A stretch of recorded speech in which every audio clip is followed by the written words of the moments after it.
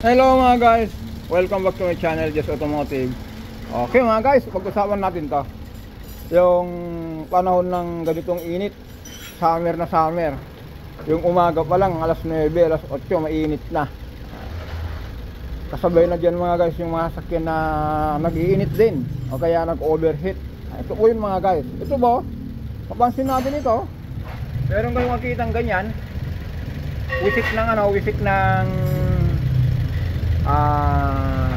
radiator fan. Antayin natin mga guys ha, mayroon radiator fan niya na aandar. Pero ito mga guys, napalitan na natin to. Pakita ko na lang po, papansin ko na lang po kasi mga guys, sabi ng nagdala nito, Kuya Jess, parang may tagas yung radiator ko. Pero hindi ko napapansin. Pero sabi niya, meron ako nakikita rito, parang kulay ng kulant. Ayun mga guys, mamaya paliwanag natin. Kasi ito mga guys, ganito po yun. Halimbawa kung mainit, for example na lang natin yung nagsasaing. Kung mainit na po, kung kukulo na yung tubig, nag-i-steam, di ba po? May nakikita kayong parang lumalabas na ano. Yan na, mandar na. Yung pan na yan, may tumutulong tubig dito sa ano, sa may radiator. Itong pan naman, ibinabato niya rito. Yan, umandar yung pan ha. Yan, uminto. Ulitin natin mga guys. Di ba po kung nagsasaing tayo ng kanin, nagluluto tayo, kung kukulo na yung tubig, makikita niyo yung steam. Ito po, hindi ko napapansin, pero nagtataka yung may-ari bakit daw nag-overheat daw yung sasakyan na. Nagpakita yung yung red temperature, yung sign ng temperature sa dashboard. Nung i-check niya, sabi niya, Kuya, parang may tubig dito, pero wala akong makitang tagas. Dito meron tagas, kaya saan nang gagaling? Yung pong auxiliary fan o kaya yung radiator fan mga guys, kung umandar na, yung tumutulo dito sa radiator, ibabato niya rito. Kasi po, itong radiator nito mga guys, itong bagong palit natin, ilawan natin ha. Yun. Kung napansin nyo mga guys, itong radiator nyo po, bago. Yan, ito po. Yun. Dito mga guys, yung portion na to, dito banda rito, nag-i-steam. Kaya yung kulay po nito, pupunta rito, yung kulay, ito po yun, coolant na kulay pink. Kaya kagandaan din mga guys kung gumagamit po kayo ng coolant. Kung saan po yung leak, makikita nyo po kung saan yung nagkakaroon ng tagas. Makikita nyo po yung kulay niya kung saan banda. Yan, umandara naman. Pag-usapan natin ito mga guys. Ito po yung yung pinagpalitan ito. Mamaya ito mga guys, ito po kung mapansin nyo po, dito po yung tagas. Pero kung mapansin nyo po, walang kulay yung yung radiator. Napupunta yung kulay dito. Dito sa ito. Kulay pink. Kasi po ang coolant nito, kulay pink. Ito po yun. Kasi kaya lagyan natin ng panibagong coolant dahil nagdirin tayo ng ng coolant. At sinabay na rin natin yung yung thermostat. Kasi mga guys, ito po, ang tinakbo nito 100 plus. Puntahan natin ha.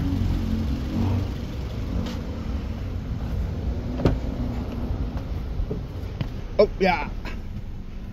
Ayan mga guys, 131,495. Tapos ang model nito mga guys, i-check natin ha. Ito i-check natin sa seatbelt kasi minsan mga guys, yung mga sasakyan po nakalagay yung model po sa seatbelt. Check natin. Ito po, sabi ko nga po, for reminder na naman tayo dito sa mga, tingnan nyo mga guys, may dala-dala siyang tubig. Pero yun, check natin yung seatbelt niya mga guys. Ay, bura na. Ayun, meron. Anong model nito? Made in Thailand 2015. Kita nyo mga guys, ayun model number. Tapos dun sa po, sa taas nya, ito to. Ayun 2015 Yan, model 2015. Kung 2018 mga guys, ano na, 8 taon, siyam, nag-average siya ng ano, 10, parang 12,000 o 13,000 yearly.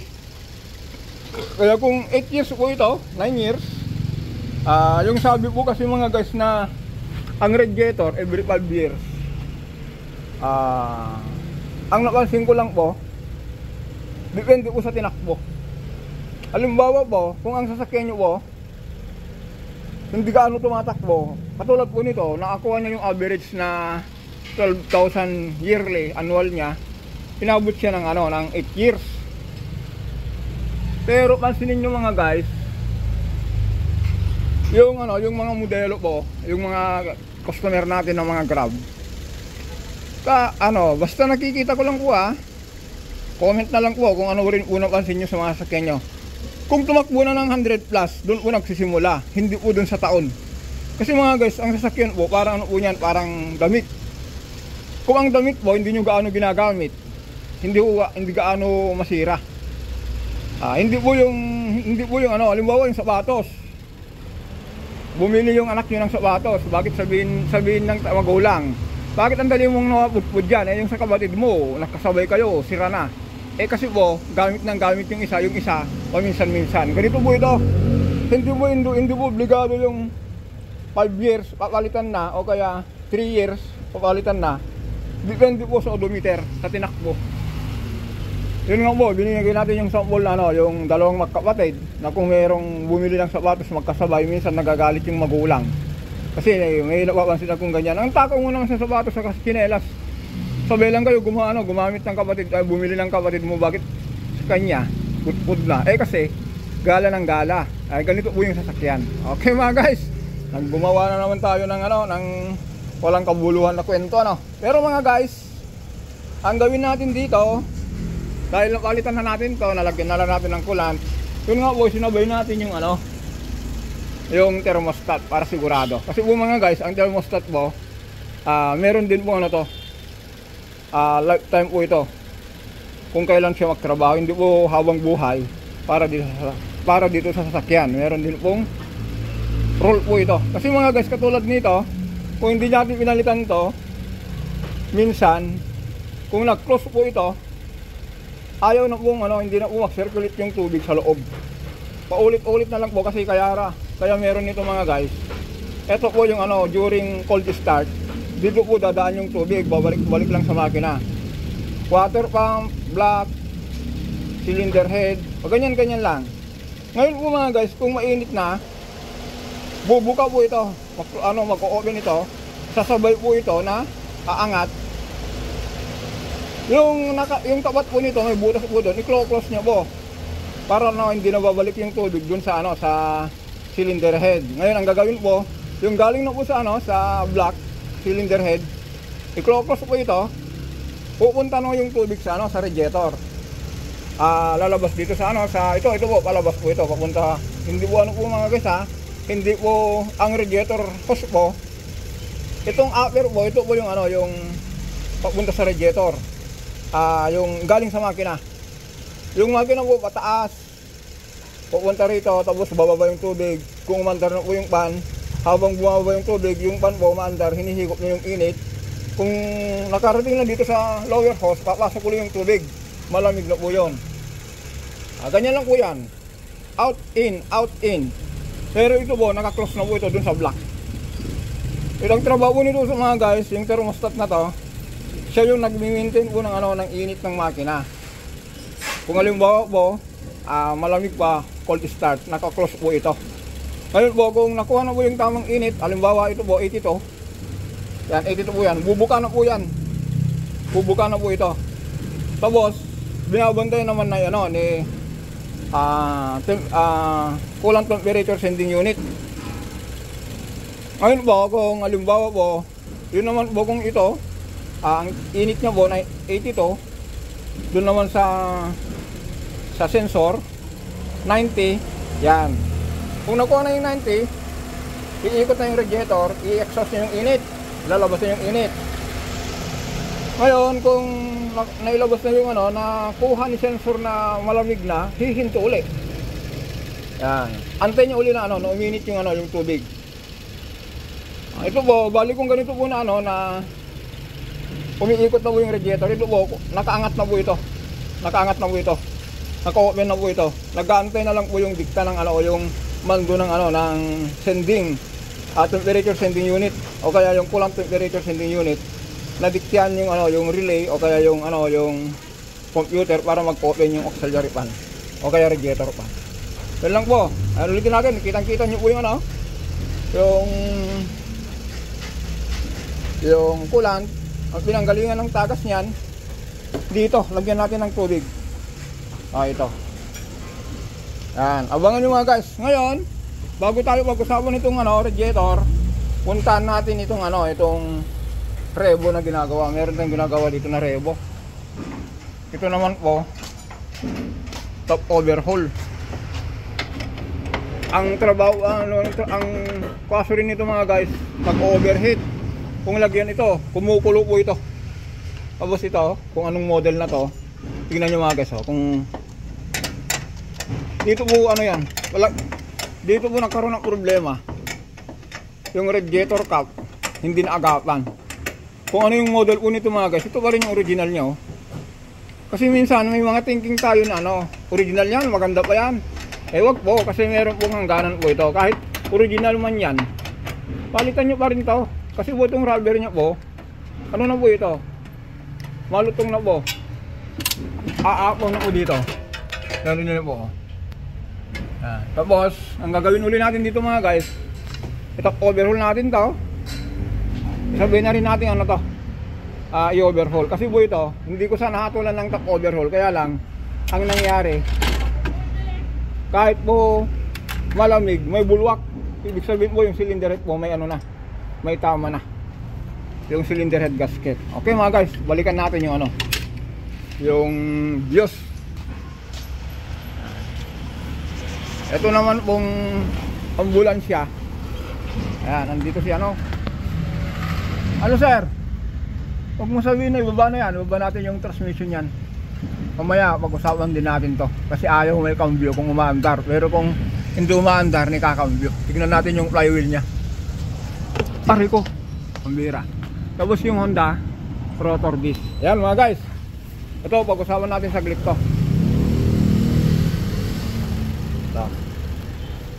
Ayan, ulitin natin mga guys ha. Yung ito po, ang trabaho po nito, siya po yung nag-maintain ng ano, yung nag-close open kung during cold start saka hot, yung mainit na ano, na engine. During cold, hot start, hot idling, yung pambira. Basta ano po, ang trabaho po nito mga guys, ulitin natin ha. Kung malamig po, ito po naka-close, pero kung mainit na po nakabuka. Tapos nag-aabang na lang po yung ano, yung engine coolant temperature para mag-open yung ito, radiator fan. Okay mga guys, yan. Yung kulay na yan kung saan ang gagaling, dito po yun, dito supplyan natin. Kung pansin nyo mga guys, ulitin natin, ito po, kung ganito po na umaandar, wala kayong napapansin po na tagas, pero may tarsik yung ano, yung radiator fan dito, binabato niya rito nang dahil dito. Okay, Arens, pwede bitawan mo muna yan. Ano, magpahinga ka, halika, lagyan natin ng tubig to. Ayan mga guys, ulitin natin para ang gagawin natin mga guys, barahan natin to. Tapos okay, ito na lang ang barahan ko. Ito barahan natin to.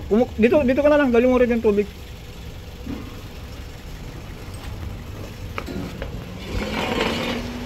Yan naman. Hindi, dito na lang sa kabila. Lagyan mo ng tubig yan. Yan, ngayon i-open mo yung tubig. Ito, takpan ko po ito mga guys. Nakikita nyo yung tubig dito. Sige, nakabuksan mo na. Ayan, takpan mo no. I-din mo. Yan, sige. Ayan o, kita nyo mga guys o, kumukula o. Diyan po nang gagaling. Ayan o, Tanggalin mo yung tubig. Ayan. Ayos na? Okay na sir, andito na yung may-ari. Sige. I-ano mo. Para makita ni sir yung ano, yung tagas na pinalitan natin. Tingnan nyo sir ha, kaya hindi nyo napapansin yung tagas. Dito po yun ang gagaling. Ay, oo. Nakita ko na. Sige, takbo mo. Ayun. Umisiri. Hindi kasi mali kasi yung takip niya sir eh. Ay, nakita ko na. Nakita. Ayun. Okay. Ayan. Ayan, ganun lang po. Kaya po tumatagas dito. Kaya sabi ni sir, bakit may tubig dito? Eh wala naman siya nakitang ano, tagas dito. Ayan, dahil dito. Taman-taman dito na andito kan si Bossing yung may-ari nito. Kaya ayan, solve na natin ito. Kukunin na. For reminder lang po, yung tinakbo kasi nito for the need na to replace radiator kasi 130 na po siya. Nakaano na po siya, nakalampas na siya ng 30,000. At least nagawa niya. Ang masakit kung galing siya sa ano, sa long drive, galing sa Tarlac, Isabela, tapos inabot sa North Expressway, yung makina patay. Kaya sabi ni sir, buti na lang hindi ako na itapat sa mga long drive. Tapansin ko lang bago ako umalis, pumarada lang akong basit nang saglit sa may pinuntahan ako. Bakit napansin niya raw yung radiator thermostat, yung temperature indicator umilaw. Kaya ano sir, gusto mo magpakita? Hindi na, okay na raw. Kaya yun ang tinatanong natin sa customer mga guys, privacy, para wag ka mamaya po ireklamo tayo. Kaya yan mga guys, hanggang dito na lang po tayo for the next video po. Ito overheat na ano, Revo.